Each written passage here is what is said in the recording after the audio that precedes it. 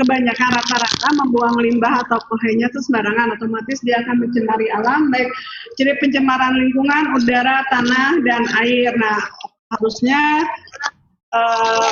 mudah-mudahan kita sebagai para penyuluh bisa memotivasi, membangun teman-teman kita peternak untuk tidak zaman kiwaril, tidak lagi melakukan hal seperti ini gitu.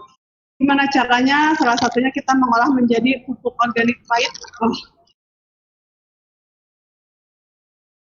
POC atau POP, dua aja dulu lah.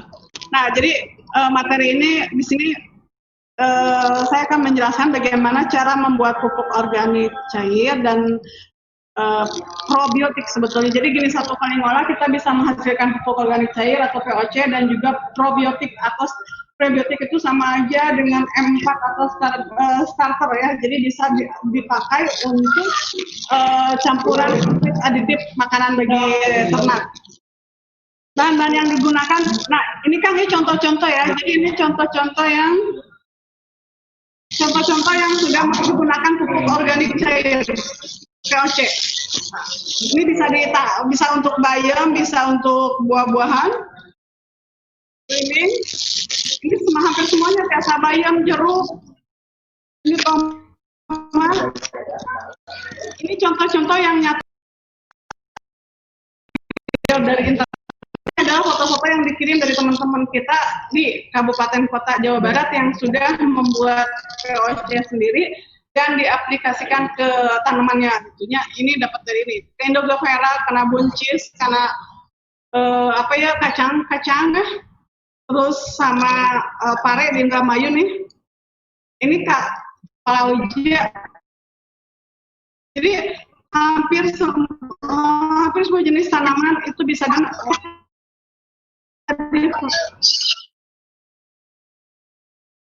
aditif ini untuk makan ternak. Oke, nah iya Kang Wahyang Getiasa ini probiotik. Jadi kita ngolah pupuknya satu jadi POC. Nah yang keduanya ini satu kali langkah kerja kita bisa menghasilkan POC, pupuk organik cair, bisa menghasilkan feed aditif.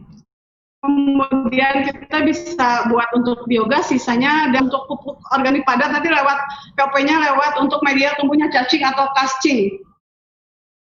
Ya, jadi satu kali langkah nanti ada 4 produk yang bisa kita hasilkan. Jadi kita memanfaatkan limbah dari peternakan menjadi rice, jadi tanpa lagi jadi tidak ada lagi yang tersisa, tapi nanti bisa menghasilkan sesuatu ya. Anggap aja kotoran teh sebetulnya emas hijau ya, emas tapi hijau gitu. Nah, bahan-bahannya sederhana. Nah ini Kang ya, jadi ini POC, nah ini probiotik. Bahannya sederhana banget, nggak banyak macam. Kita hanya butuh jerami, kotoran kohe atau kotoran ternak. Nggak bisa nggak kotoran ayam, kelinci, sapi, domba, boleh. Kemudian kita hanya butuh saringan. Saringannya pakai saringan apa aja?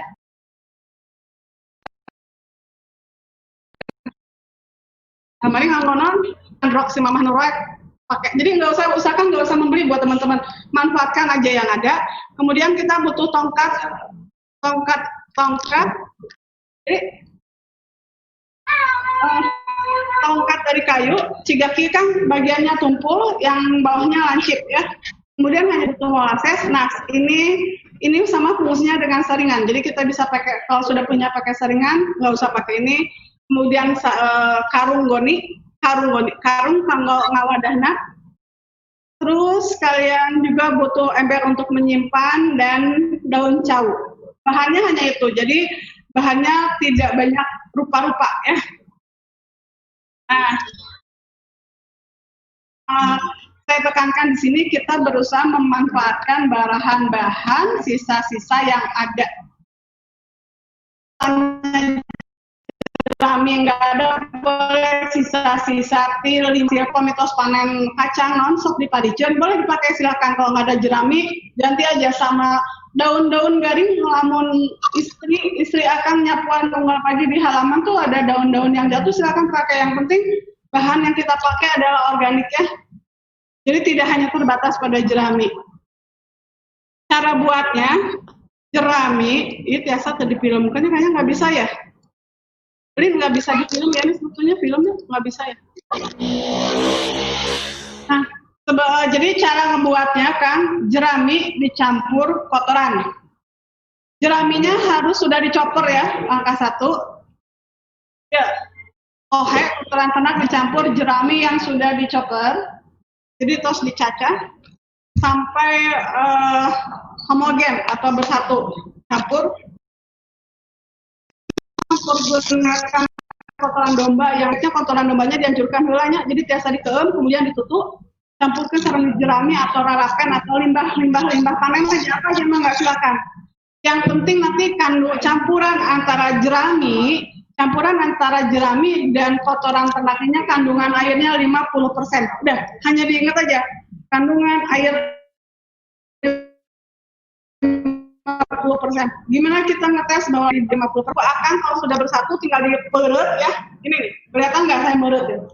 Diperut, terus China dugi ngeclak kan sakedik jadi celak gitu. Upami China ngucurkannya berarti itu air masih kandungan airnya masih tinggi. Jadi itu harus kalau misalnya kandungan airnya masih basah, masih tinggi, kita tambah lagi aja bahan keringnya. Bisa jerami, bisa daun garing. Tapi kalau misalnya garing kering, jadi sampai nggak basah di sininya, kita tambah yang basahnya, yaitu lebih bagus kalau kotoran tercampur lagi dengan urin. Jadi urin daripada ternak. Jadi kotoran ternak, kotoran sapi, dicampur sarang urinnya itu lebih bagus gitu, lebih komplit bahan dasarnya jadinya ya. Kan urin mah biasanya suka dipakai bisa jadi disinfektan ya, disinfektan alami, pestisida alami itu kan dari urin. Nah itu jadi langsung saya upami kotoran sapinya nanti dicampur dengan urin sapi atau kotoran dombanya dicampur dengan urin domba atau air kencingnya domba. Nah dicampur bahan-bahan tadi kemudian diperut sampai kandungan airnya 50%. Kalau sudah diperut terus dugi 50% ya, kan mana cara ngebuat? Oh, udah ini di film sih, apa jadi? Ini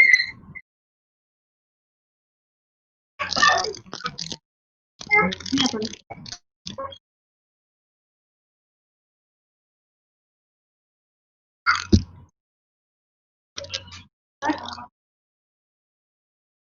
Nggak bisa ya? Di sini proses pembuatan. Ya nggak apa-apa. Tugang kayak biasa, jadi tuh biasa. Kayak gambarnya kan nggak biasa. Ini aja. Nah, jadi sudah dicampur jadi homogen. Kemudian tadi kan ada karung kan, ada karung. Nah, karungnya itu ujung karung sama ujung karung diikat kan. Jadi kapendaknya ujung karung itu diikat nganggo rapia. Kemudian dibalikkan. Balik maksudnya nanti biar pada saat diisi si karungnya bisa berdiri. Ya. Nah, setelah karung dibalik, nanti si daun dasar dari karung eta pasihan daun cau. Yep. Karung bawahnya kasih daun cau 5 lembar lah ditumpuk. Kurang lebih itu 5 cm lah ya buat ditilah mana ku daun cau. Upami aya daun cau, akan biasa boleh Bu, dari mah jarang daun cau mah enggak, yang penting mah itu daun kering dan organik, badai ku daun nangka, ku daun capedak, ku daun apa silakan. Tapi yang penting bawahnya dikasih alas. Itu nanti fungsinya dia pada saat terjadi proses fermentasi, pada proses pemasakan nanti ada uapnya itu akan ke bawah ditampung. Jadi bagian bawah tidak akan busuk. Ya. Nah, cara memasukkan dekomposan atau kotoran jerami ini dimasukkannya bertahap. Jangan misalnya si karung yang isi 25 kilo atau tekeng yang isi langsung 25 kilo ya. Jadi isinya 1/3 dari karung kita isi, kemudian kita dipadatkan pakai tongkat yang tadi kan, pakai tongkat panangan. Kemudian udah gitu, udah dipadatin pakai tangan, kita padatin lagi pakai yang tumpul. Nih, pakai yang tumpul. Kalau sudah padat, jadi jangan sampai ada ruang kosong. Kalau sudah padat, kita kasih dia oksigen. Kumaha cara ngasih oksigennya gini. Ini tongkat nih ya, tongkat, kita masukin ke karung, kemudian kita putar. terserah lah putarnya mau putar goyang kanan, goyang kiri, maka pokoknya dia membuat putaran. Pada saat tongkat mau diangkat, ini ditutup. Jadi pada saat tongkat mau diangkat, tangan cepat tutup. Jadi yang tadi bekas dibolongin itu bisa ketutup. Gini, akan kalau misalnya kurang jelas hari ini, minggu depan saya bawa gambarnya satu persatu ya, filmnya nggak jalan. Ini minimal sekarang dari proses pembuatan sampai jadi, tapi misalnya masih tertarik, bawa gambarnya jadi biar lebih jelas ya, foto-fotonya sama filmnya nggak bisa diputar di sini. Dan tadi udah disediain karung, yang bahan yang dicampur ini kita masukkan ke dalam karung, tapi karungnya itu dialasin oleh daun tauhela, kemudian masukkan sepertiga dari dekomposan basah ya. Ini adalah dekomposan basah.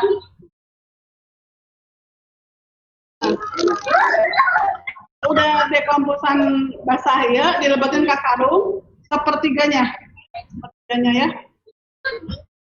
dipadatkan, kemudian dikasih oksigennya pakai tongkat gini, set, putar, tarik sebanyak-banyaknya, karena keberhasilan jadi menjadi kunci keberhasilan kita nanti dalam membuat dekomposan. Kadang-kadang ada yang menjadi bau atau busuk itu pada saat proses pemasukan oksigen itu kurang. Jadi jadinya busuk atau bau, ya.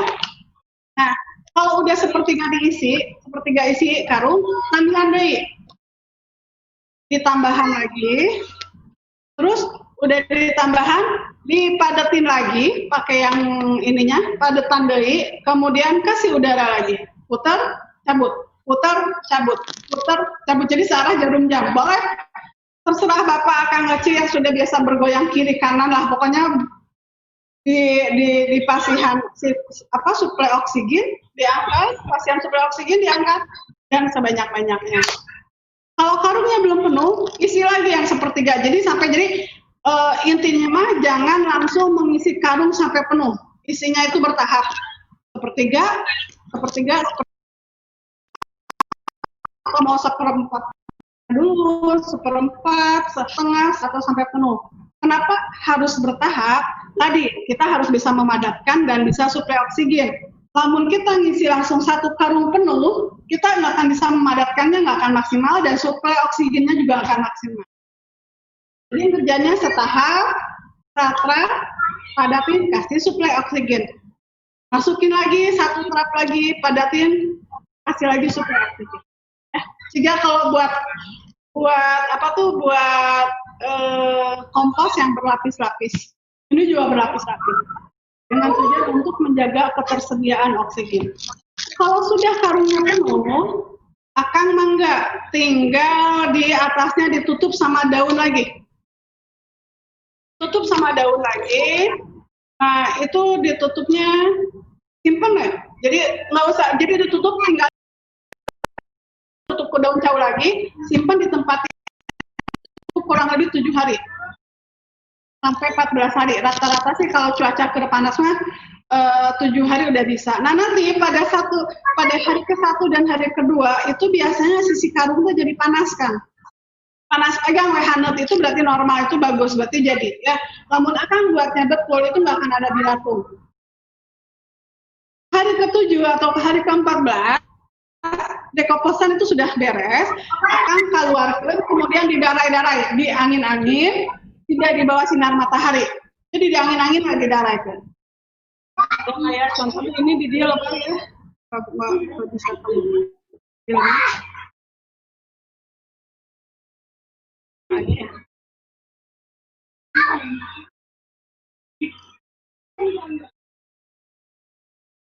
Nah, nanti kalau sudah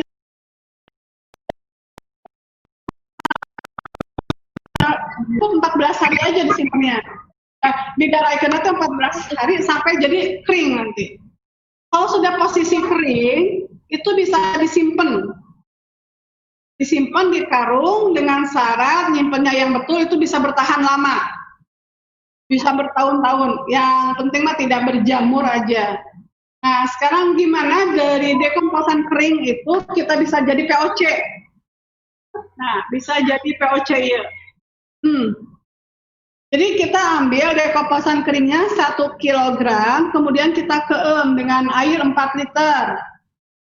Pas dikeem dengan cair 4 liter, airnya air panas ya. Rendam cukup 2 jam. Setelah 2 jam kita saring pakai yang saringan yang tadi. Udah, nanti kan kesaring tuh. Saringan pertama warnanya hijau POC, tapi belum bisa kita pakai. POC itu kita simpan di tempat yang tertutup, pakai ember mangga, pakai drum mangga. Tiap hari kita lakukan aerasi. Aerasi itu dikocek. Kalau nggak pakai panyiuk aja gitu kan, mungkin dikocek tiap hari kurang lebih bisa 5 sampai 10 menit. Rata-rata itu sampai 21 hari. Tapi kalau kita sering mengocek atau melakukan aerasi, maka yang asalnya 21 hari itu bisa aja menjadi 14 hari rancangannya gitu. Jadi dia sering mengocek, dia hanya butuh waktu 14 hari, pupuknya udah bisa dipakai POC yang ini. Jadi 14 hari, kalau nggak 21 hari, manakala warnanya sudah tidak bau, udah nggak bau, berarti sudah bisa dipakai. Yang kedua, saringan yang kedua, nah probiotik, iya kan? Ada ampasnya, kita kasih lagi. Kemudian langsung untuk dapat ini mah nggak usah direndam, langsung disaring. Pasien molasses atau gula cukup 0,5%. Disimpan ditutup 21 hari. Nanti atau sengit peyempuan, dia sudah jadi probiotik. Sama fungsinya dengan M4. Jadi kita nggak usah, kalau gaduh iya, kita nggak usah beli M4. Kalau punya ini kita nggak usah beli M4, kan lumayannya. Nah, nanti limbah tos kengeng iya, ini simpen di peram 21 hari, ini juga 21 hari dikocek tiap hari. Nah, nanti ampasnya kita bisa masukkan ke bisa kita masuk ke mana tadi teh biogas. Nah, ampasnya ini atau bisa masuk ke buat media tumbuhnya cacing. Nanti penggunaan daripada POC ini ada. Nah, kan ini adalah penggunaan untuk POC. Jadi 4 sampai 5 ml POC yang tadi hidung atau 1 tutup botol aqua 5 ml itu untuk 1 liter kan awet. Coba lah orang nyandak pupuk POP padat ke gunung kan luar biasa. Ini mah hanya di botol kecil kita bawa, kemudian kan di gunung diencerkan langsung lebih simpel gitu ya. Nah ini Kang, ini yang bisa ini nih. Nah ini contoh pemakaiannya upami kanggo sawah, padi sawah berapa kali kita pakai. Kalau untuk padi gogo berapa kali kita pakai aja, misalkan kali dari ke-15, 30, 45, 60, 75. Ini adalah aturan pakainya.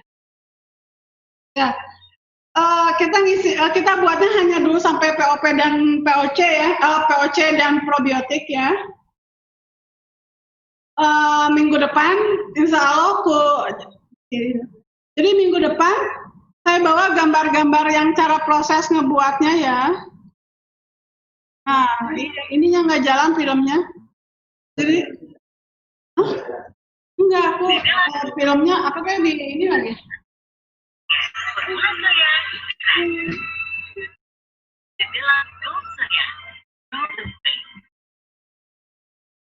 Nah, ini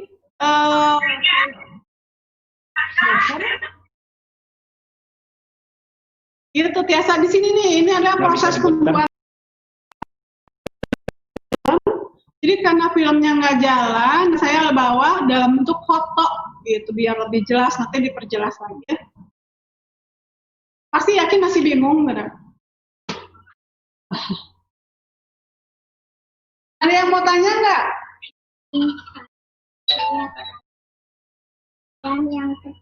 Halo. Ada yang mau tanya? Paham nggak buat pupuknya belum? Udah praktek masalahnya. Kalau nggak minimal ngeliat gambar gitu itu ya. Ya. Ya, waalaikumsalam. Indah Mukti, mangga. Waalaikumsalam. Ya, mangga. Ya. Tadi untuk kotoran sama sapi kan kenakan unggas.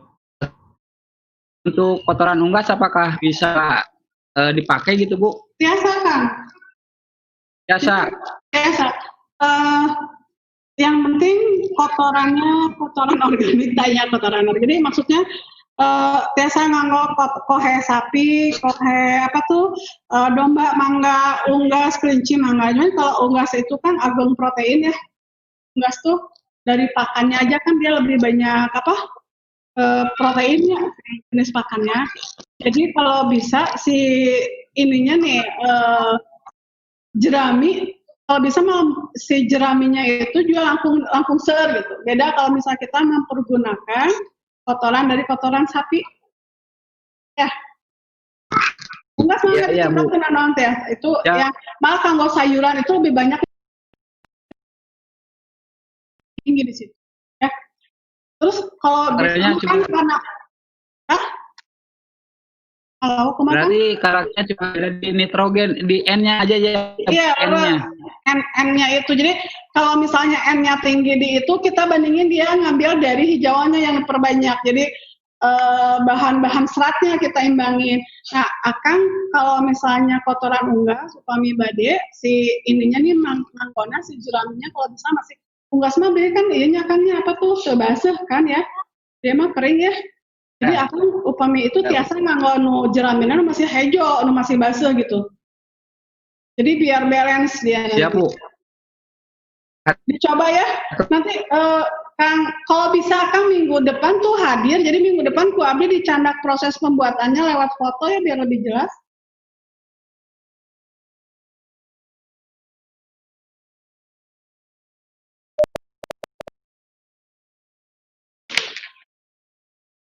Sinyal.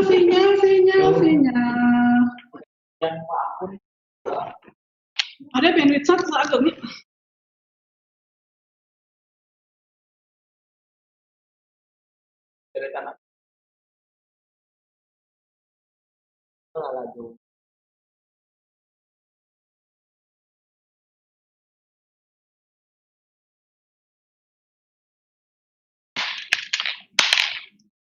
Ada yang isi halo, ada badan pasti yakin nggak akan paham nih, nggak kebayang. Cuman halo, iya padamnya. Teteh ngerti nggak teh? Desa Karanganyar, teteh siapa nih? Halo, teteh.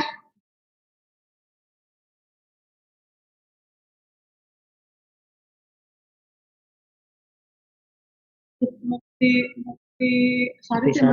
Bang. Teteh ngerti nggak teh? Subang Kabupaten Kuningan. Subang apa? Iya, Subang. Halo, teteh ngertos nggak teh Desa Karanganyar? Putus-putus Bu di sini. Udah pasti jadi nggak maksimal penyampaian. Jaringannya Bu. Sorry,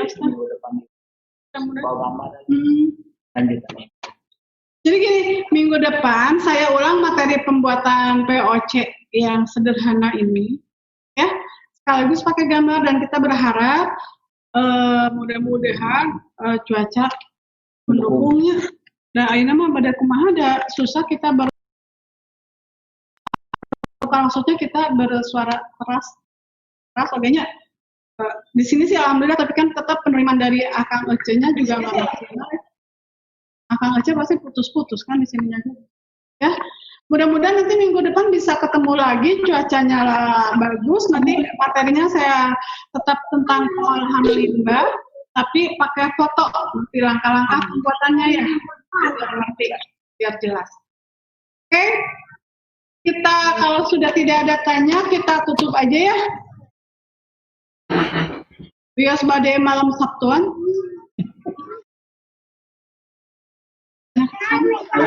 Ya, Bu. Udah ada. Yuk, mangga Kang Wawan boleh diambil alih lagi. Karena ternyata Pak Maman, karena ternyata kita lup-lup gening. Ya. Kalau ke sini mah jelas, Bu. Kalau ke sini mah jelas. Halo Pak Maman. Ya. Pak Maman. Ya, ganti layar dulu. Suaranya tayaan Pak Maman. Terus dibuka, Oh iya. Tayaan suaranya. Cek, aya. Ya, ada. Sip. Diganti layar dulu.